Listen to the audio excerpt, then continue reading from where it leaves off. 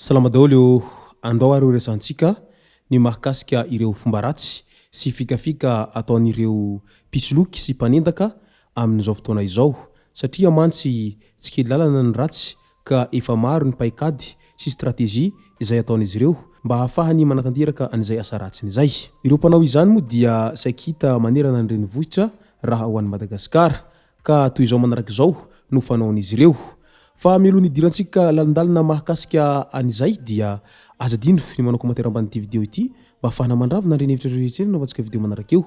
Ary aza dino ihany koa ny like ny vidéo antsika ary tsaroviny miabone amin'ny chaîne antsika mba ahafahanareo manaraka tsy tahapaka ny vidéo zay lefa misy tomata gasy toy izao ny fanaovana azy. Tsy ampendrely isika fa avy hatrany tonga dia vavany ndao ary. Raha resaka asa ratsy fanendahana, fisolokiana sy ny maro hafa indrindra fa ny sintomahery dia hita manerana ny nosy saingy misy an'izany avokoa rehefa renivohitra izay malazalaza. Fa ny ao Antananarivo kosa dia tena hafa raha samy izay fanaovana asa sintomahery sy ny fisolokiana izay satria efa tena manana paikady sy traikefa ireo izay mpanao an'izany. Ary efa tsy mifidy sarangan'olona tsony izy ireo amin'izao. Hatramin'ny ankizy kely aza dia efa manao izany asa ratsy izany avokoa, izany hoe ataon'ireo ray aman-dreny fitaovana mba hoentina manao izay asa ratsy izay ireo ankizy kely. Amin'izay manko ny olona tsy manana yahy fa avy hatrany dia matoky. Ka noho izany mila mailo rehefa tonga amin'ny renivohitra isika malagasy rehetra amin'izao fotoana izao indrindra rehefa eny anatin'ny taxi be na koa eny amin'ny toerana fiandrasana taxi be ireny ka satria amin'ireny ny toerana izay tena anaovan'izy ireo any asa ratsiny ary matetika ny vahiny no tena lasibatra amin'izany. Ka noho izany dia tsy mira mora hoentiny halemem-panahy na koa fahatsorana rehefa misy ny miresaka aminao na ihany koa ny olona manontanytany zavatra anao fa mila mailo hatrany. Toy reto manaraka reto ny fomba izay fanaon'izy ireo izay tena efa hita matetika ary efa maro ny lasibatra amin'izany. Raha vehivavy zao ianao ka mandeha taxi be dia ao anatin'ny taxi be ilay mpanendaka no hanendaka anao na koa eny amin'ireny tsena izay malazalaza ireny izy no hanendaka anao dia ny fanaony dia toy izao manaraka izao. Mody mipetraka eo akaikinao izy ary mody miresaka elaela izy zay izy vao manitakevitra manao izay asa ratsiny zay. Izany hoe efa variana daholo ny olona iray taxi be aminao satria mahita nareo mifampiresaka ka mihevitra fa olona mifankalala zany nareo. Tampotampoka eo dia mody miakatra ilay mpanendaka miakatrakatra izay tsy mety vita dia ilany vaniny ilay miara-mipetraka aminy eo raha ohatra ka lahy sy vavy ka raha lahy ilay mpanendaka dia ohatran'ireny adina mpivady ireny no ataony aminao izay mpandeha ka hoy izy hoe ento ty ny telefôny iny fa vehivavy ratsy taiza vehivavy mampirafy matoko tena androany za mba ianaran'ny tena ampirafesina makatsy makaroa ka meno an'iny ny olona ray taxi be dia avy hatrany tsy misy miteny ary tsy misy mihetsika mihitsy fa satria adiny mpivady io ka sarotra idirana.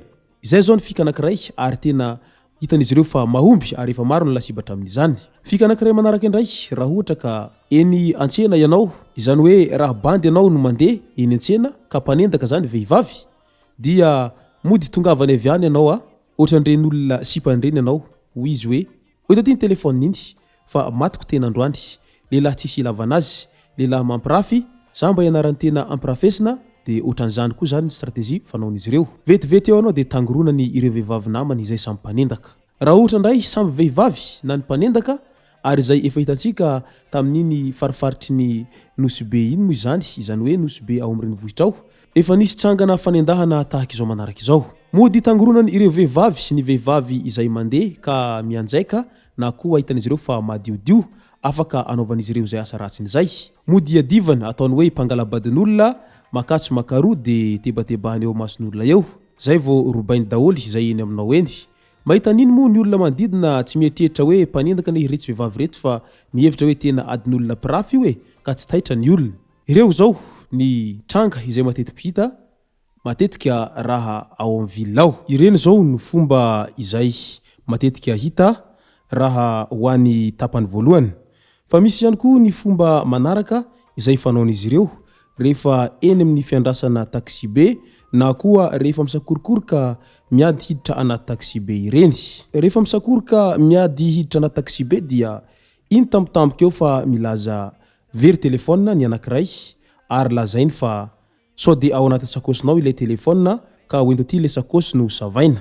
Raha diso kely ianao, raha ohatra ka tsy misy olona miaro anao dia avy hatrany lakolakony eo amason'olona eo fa lazainy fa mpangalatra. Nefa dia zavatra anao ihany ny ao anatin'ny sakosinao fa lazainy fa azy ireny. Ka noho izany mila mailo rehefa sendra nitranga tahaka an'ireny. Fa ity tranga anankiray ity izay tena nahagaga ihany ary tsy mbola fahita mihitsy satria voasambana vao nahenona an'ity tranga izay nahazo any ranamana anankiray ity izay tao amin'ny vilona tao. Toy izao ilay tranga nahazo an'ity ranamana ity. Aoka hitandrina sy ho mailo hatrany hoy izy. Zavatra nitranga tamina lehilahy anankiray ka andraisana lesona. Tranga niseho tamiko tamin'ny alahady teo izy ity ka tantaraiko eto mba hitandremany rehetra amin'ny manaraka. Tokony tamin'ny 12 ora teo niala bisy teo anosy ny tenako no indro nisy lehilahy anankiray mbola tanora nanontany raha mpianatry ny université tsy miankina aho. Namaly aho hoe tsy mianatra intsony aho fa efa miasa. Namaly ilay olona aveo hoe niantona antaniko anao an'izany mantsy dia zokinay nisy namono ka tena mitovy aminao tanteraka ilay olona namono azy. Niko zay anay itsy ampita itsy miandry fotsiny hamono anao fa zaho nanatona aloha nanadihady fa sao mananao foana. Niteny aho hoe tsy izaho izany. Niangavy tamiko izy aveo hoe mipetraha eo amin'ny toerako ianao Ramsea. Raha nireta-po aminao ve misy mamono tsy alahelo ianao fa mba miangavy ianao mba hiaraka amiko fa tiako mba hamarininy ilay zandrinay fotsiny nitarehinao. Raha tsy ianao ilay namono dia ateriko miverina etsy ianao rehefa aveo. Sady amin'izay koa tsy vonoiny ilay kozainay izay miandry anao io fotsiny anao amin'izay.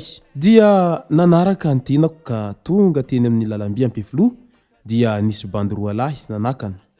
Nambana ny antsy aho dia nasainy nomena azy daholy izay taty amiko. Tao anaty tahotra moa ny tena ka tsy maintsy nomena ny telefona sy izay vola taty amiko. Tsy misy tandrika tokoa ny ratsy ka voaloha izaho tamin'iny. No tantaraiko izao zavatra nahazo ahy izao mba hitandremany rehetra. Ary ho anao ry zoky, raha hitanao ity dia mahasoava zoky raha iny telefona iny fa na hoela na hoaingana tsy maintsy mahazo tsaratsara noho iny izao kanefa tandremo fa 70 andro ny anjarany mpangalatra fa iray andro ny anjaran'Andriamanitra hoy izy hatrany.